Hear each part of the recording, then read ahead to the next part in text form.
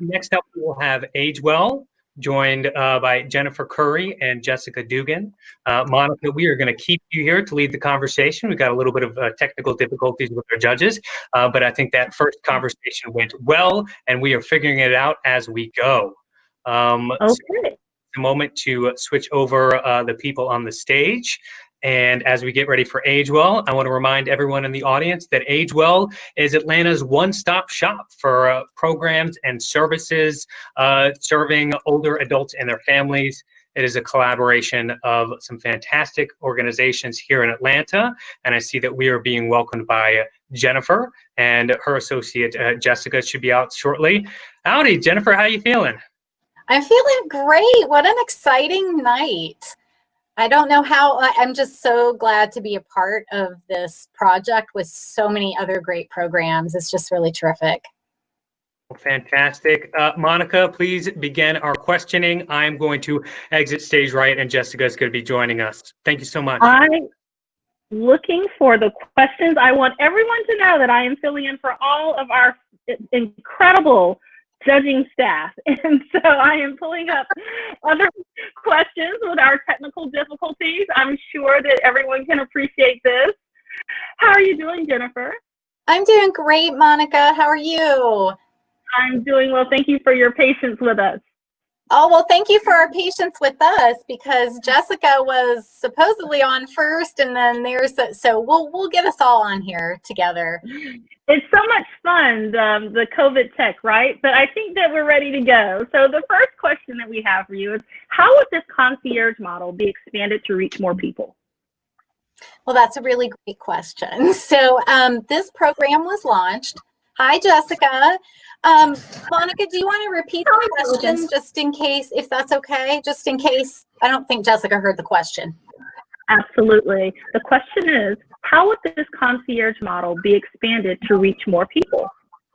Okay, so we had such fascinating conversations in our sessions about this, and I would say that about 90% of the people who call us looking for help are older adult caregivers of older adults who may also be older adults themselves.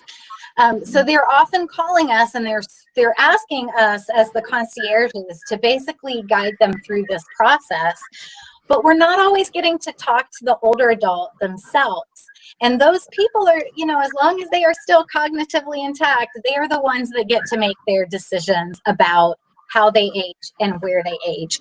So we are really hoping to expand our outreach of AgeWell Atlanta so that we can get more than the caregivers who are calling us now, and actually be having more older adults call us as well. We get calls from professionals, we get calls from older adults, we get calls from caregivers, and it's really fantastic to have a one number and one website and a concierge there to guide them through that. So I hope that answered your question. Jessica, is there anything you wanted to add to that? One of the things that I think we've already expanded, and I think it has the ability to expand even more and grow even more, because in the initial inception of AgeWell here in Atlanta, it was actually just Jennifer, and she was having to juggle both the managerial and being in charge of the program and the concierge services. So we've already seen the ability to be able to expand that even more because they added me. And so now I'm one of the people who answers the phone when somebody calls the 1-866 AgeWell, or answering emails. I think I should hand the microphone over to Neil, who has joined us in leading this conversation. Hi, Neil. Hi, how are you? Good, how are you? Good, good. Good to be here. So in terms of the innovation, are there others out there that are doing similar services? Similar to AgeWell? Yes. Well, that's a really great question. So I'm really excited that we're modeled after AgeWell Pittsburgh. So it has taken them about 15 years to get to a fully embedding of AgeWell into their 4 partner agencies. So, AgeWell Atlanta wasn't created in a vacuum. It is innovative how we're doing it, But no, we're definitely modeled after a really evidence-based effective program in Pittsburgh. But what's really exciting is that there are AgeWells popping up all over the place. And so at the beginning of the pandemic, I basically started an AgeWell cohort. And so every 2 weeks, myself and my counterparts at the other AgeWells get together and talk and share best practices and learn from each other. And we're constantly sharing our innovative ideas. So we've got AgeWell Cincinnati. They're a little older. They've been around a little bit longer than AgeWell Atlanta has, but no one has been around as long as AgeWell Pittsburgh. But we now also have AgeWell Baltimore, and we have AgeWell St. Louis that is looking into starting up. So that's really exciting. But in the Atlanta area, is there anything like AgeWell for the Jewish community in particular? No.